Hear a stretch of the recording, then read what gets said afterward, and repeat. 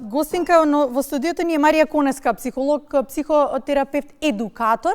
Зборуваме повторно за конференцијата која што ја организира менталното здравје кај децата и кај младите. Добро утро официјално.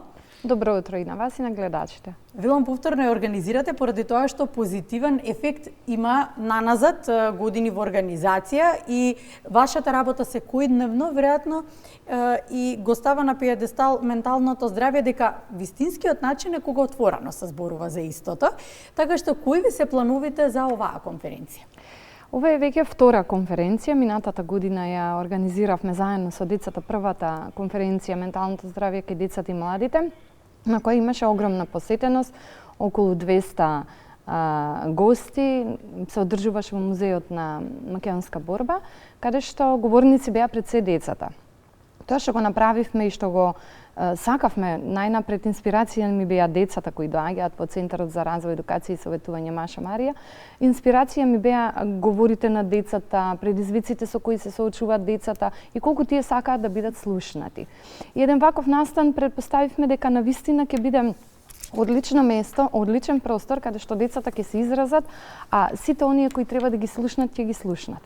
Така да, така ја организиравме минатата година со тоа што испративме известување до сите училишта, ученици, невладини организации, факултети, каде што се обративме да кој сака од децата и младите да се вклучат во еден ваков настан и со други активности, освен со говори и преку социјалните медиуми. И лани имаше доста активности кои беа сработени, направивме истражување, излезе многу успешна конференција, многу емотивна. Минатата година исто така децата беа говорници. Оваа година имаме многу повеќе деца говорници, повеќе од возрастни, бидејќи минатата година тоа беше половина. Годинава децата и младите се главни говорници и скоро цело време. Само 20 говорници имаме возрастни, така да и водител ни е девојче кој е 8 оделение и годинава акцентот го ставаме на предизвиците со кои се соочуваат децата и младите во ова денешно секојдневие. Што ќе ставите на пиедесталот предизвиците на младите? На пиедесталот ќе се стави се она што е најмногу премолчено од страна на децата и младите. Децата сакаат да зборуваат, но поради очекувањата, осудувањата, очекувањата надвор какви треба да изгледаат, кои треба да бидат, што треба да кажат пред наставниците, што треба да кажат пред родителите или какви треба да бидат пред врсниците. Многу работи се премолчани, многу емоции се премолчани, многу емоции не се ни доживеани, се потиснати и сето тоа имаат децата и младите потреба да го изнесат, да го кажат и да биде слушнато и разбрано. Многу често велат не ни треба секој ден да не советуваат родителите, туку само да не слушаат. Навистина е многу доволно некогаш само да не слушаат, да ги слушаме ние децата и младите, за да може да ги разбереме, бидејќи таа потреба е основна во тој период кај нив. А кога децата не сакаат да зборуваат, како родителите да потикнат разговор, а сепак да ни бидат одбиени? Ке имаме една таква тема од страна на психолог, каде што колку ние се слушаме кога комуницираме. Како да иницираме нели разговор? Да, има доста начини, совети како да иницираме разговор, бидејќи секогаш јас кажувам и кога гостувам и кога разговарам со родителите, многу е важно ние да се приближиме на возраста на детето и да се приближиме на онај карактер и начин како функционира нашето дете, да си го запознаеме нашето дете и да имаме трпение кога разговараме. Бидејќи детето не секогаш може веднаш да се изрази, да каже. Некош може навистина да сме најдобри родители, да сме отворени да слушнеме било што од нашето дете да не сака да не разочара. А грешки прават, тоа е многу нормално. Значи, начинот како комуницираме со нашето дете е главниот чинител, како ние да дојдеме до одговор на многу прашања, бидејќи е период каде што и многу е нормално да се затвораат, бидејќи надвор се многу осудени. И нормално и дома да се затворат и да не кажат се она кое се случува, како тие се соочуваат, зошто не сакаат да го кажат и така натаму. Така да и таа тема ќе биде отворена од колешка. Кои други теми би сакале вака да ги начнеме да ги споменеме, зашто се ќе се зборува на конференцијата? Се она што се става под тепих, особено во разговорите со родителите. За деца кои поминале, бидејќи ќе бидат повеќе лични приказни, деца кои поминале веќе преку предизвици, успеале да поминат преку тие предизвици, работеле со психолог, со психотерапевт. Каков тип на предизвици најчесто? Најчесто предизвици од стравови, стравови кои траеле многу долго време и потиснати емоции. Имаме деца од бракоразводи, каде што децата доживувале сериозни моменти, гледале пред своите очи. И сето тоа влијае на детето и како детето се соочувало со сите тие моменти. Потоа ќе имаме како е во свет кој постојано има високи очекувања, како ние да живееме во еден таков свет и како се соочуваме со целиот со сите тие општествени промени и се она што социјалните мрежи ни го натоваруваат како притисок и мораат децата и младите да го следат. Кои се оние маски кои ги покажуваат, колку лајковите значат љубов или не значат љубов, како отворено да се зборува за менталното здравје денес. Менталното здравје, зборувањето за менталното здравје е всушност храброст, а не слабост.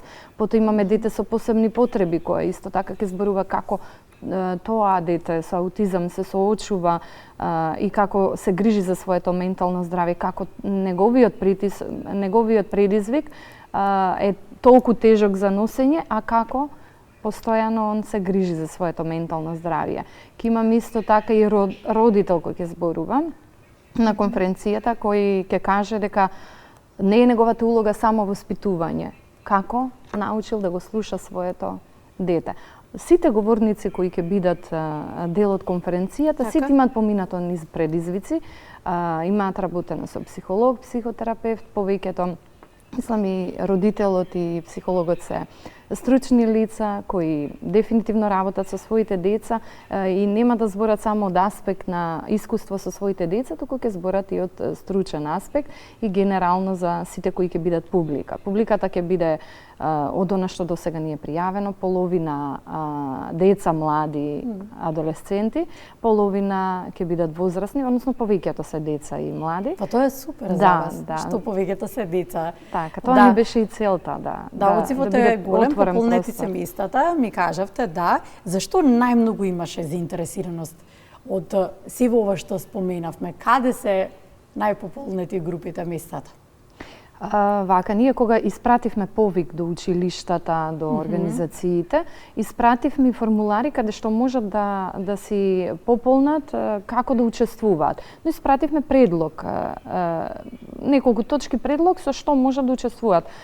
Постер, видео, пораки да испратат, да кажат што е за нив ментално здравје, со кои предизвици се соочуваат, да направат аудио, да направат видео, да испратат пораки и така натаму, или стихотворби. Имаме доста испратени видеа, направени постери, испратени пораки. Она што најголем беше интересот од она што го предложивме како дополнителна активност и сите тие активности ќе бидат пренесени на конференцијата, беа видеата кои ги направија децата. Така да има доста училишта кои направија конкретни видеа за менталното здравје, што за нив значи, конкретно со еден збор што за нив значи менталното здравје.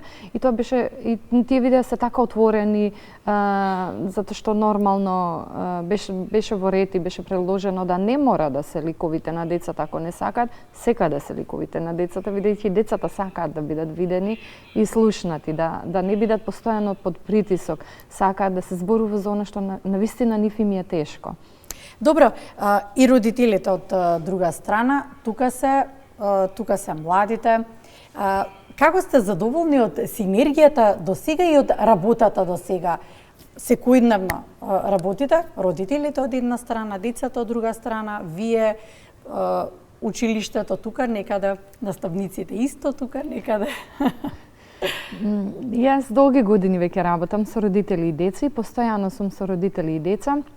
Интересен факт е да напоменам дека порано родителите беа тие кои први беа иницијатори и ги носеа децата на психолог. Сега децата се иницијатори да дојдат на психолог и да работат со психолог. Имаме ние случаи каде што родителите поима немаат зошто детето сака да дојде на психолог, а детето ќе се истури на психолог кога ќе влезе во просторијата без родителот. Соработката, знаете, има секакви случаеви каде што знае родителот да ти каже дека нема време кога мора ние да имаме соработка, не може да се работи само со детето. Мора да имаме постојано средби и насоки даваме на родителите како они треба дома да работат, да постапат со своето дете. Но од друга страна има родители кои изразуваат дека немаат време. Тоа немање време е може би главниот проблем зошто детето дошло на психолог. Да, но не мора да значи. И родители кои навистина си го знаеме денот и тоа никако немање време. Мислам дека веќе не е изговор. Не е изговор. Веќе не е изговор, треба квалитетно време. Не треба многу време ние да поминеме. Оние 15 минути кога ќе влеземе дома се клучни минути каде што детето се сака да истори и сите емоции да ги каже. Апсолутно треба да им ги дадеме. Ако треба чевли нема да се облечеме, раци нема да измиеме, ќе бидеме со нив во ходникот, ќе останеме 15 минути да ги исторат сите емоции. Јас го правам тоа. Со години го правам, мојата ќерка е 15 години, момчето 9 години. И никогаш, апсолутно никогаш колку да сум уморна, не сум го изразила тоа пред моите деца, а они ќе го забележат, нели, нормално ќе го забележат, но први ми се тие на списокот затоа што јас работам многу часови, си доаѓам после 6-7 дома и тие, нели, од активности, но без разлика, јас не поминувам многу време со моите деца, ама квалитетно време треба да поминеме со нашите деца. Тоа е клучен фактор. И сега се поставува прашањето, а дали квалитетното време поминато со децата треба секогаш да биде во домот или можеби оваа нова млада генерација бара и некои места како дали можеби да излезете на надвор да прошетате со децата, па можеби и да седнете во кафуле со поголемите дечиња кои што се веќе тинејџери, да испиете заедно некое кафе, сокче, да поминете време во дружење и во нивниот свет и малку да излезете од рамките на домот. Што советувате вие? Апсолутно е така, дефинитивно сите овие работи кои ги споменавте и повеќе од тоа, и повеќе такво време треба да се помене, особено со тинејџерите, бидејќи се доживуваат поблиску до нас. Таму ги гледаме поприродно, онака како тие се однесуваат, ќе ги запознаеме подобро, ќе се доживеат поблиску, дека навистина можат со нас да бидат повеќе отворени, да разговараат повеќе. Дефинитивно, децата не сакаат само дома да седат, особено кога веќе влегуваат во тинејџерски период, сакаат да бидат надвор, да бидат видени. Јас со мојата ќерка си имам наше место каде што ние се излегуваме, си одиме почесто, па се дотеруваме за да отидеме таму. И тоа е момент, ние таму многу повеќе зборови, многу повеќе работи ќе споделиме, многу повеќе емоции, бидејќи сме посветени една на друга. Исто така и кога одиме во природа заедно семејно, дефинитивно и тука се посветуваме многу на децата како родители. Дефинитивно кога одиме и во парк да играме со децата, тие се доживуваат дека ние сме во нивниот свет и може да ни се изразат и може да играат со нас, бидејќи на децата денес им треба игра, а многу се помалку и помалку имаат игра со своите врсници. Така да барем ние да им дадеме дел од потребите кои навистина им се важни. Споминавте еден збор кој што би сакала со него и да го завршам разговорот. Споминавте збор да не ги осудуваме. Осудата и можеби несвесно се случува, како во моето време не беше вака, знаеш, ние правевме вака, вие како можете вие сега да правите така? Но сепак секој време си е свој предизвик, секој време си е своја убавина. Што би сакале, на кој начин би сакале да го заокружиме разговорот во делот на осудата? Како таа да се канализира низ разговорот, а да не биде во негативна форма и да не биде со негација, да не биде сватена и примена од страна на детето, па да, буквално како осуда за нешто што може и не е свесно. Да. Во суштина како и што се случува. Знаете, најлесно е да осудиме. Најлесно е да кажеме ти грешиш, најлесно е да му кажеме дека не е во ред нешто. И дури директно да му кажеме со тебе не е во ред. Значи, тоа е лесно, да. Тоа е брзо, тоа е неосмислено, без трпение. Не е доволно родителски, не е доволно со љубов. Може да ја осудиме постапката, бидејќи децата секако грешат, учат и ние грешиме.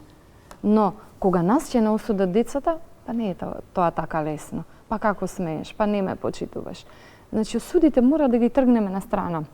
Ако ние како родители ги тргнеме на страна осудите кон неговата личност, бидејќи тоа е дете кое се гради и ние треба да го научиме во каков карактер треба да се изгради, ако ја осудуваме личноста, никогаш како вредно дете нема да се изгради понатаму, како вредна личност понатаму. Но ако седнеме да ја разговараме по стапката, ова не е во ред што го направи, во ред е сгреши, ти си дете, учиш се уште, сите грешим.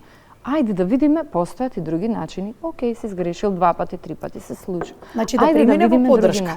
Да премине во поддршка затоа што децата бараат начини, им треба структура. Они не знаат веднаш како да реагираат. Можат да сгрешат и 2 пати, 3 пати, некои родители викаат, па до 100 пати ли ќе бројам, до кога? Истиот ли разговор постоја? Но да, дефинитивно нема крај до кога треба да броиме, туку треба да имаме максимално трпение, барем со овие генерации денес, а што доаѓаат и повеќе, многу повеќе, да не го споредуваме нашето време.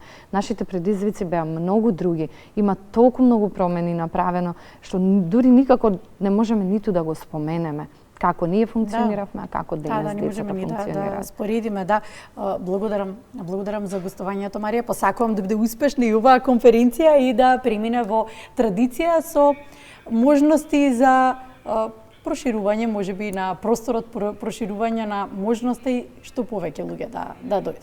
Така, тоа е целта и на конференцијата. Ве само ќе напоменеме во сабота 15 ноември во 12 часот во културно-информативен центар во салон 1919 ќе се одржи втората конференција Менталното здравје кај децата и младите, каде што децата го имаат главен збор и целта е да продолжи понатаму нели секоја година да се одржува. Благодарам.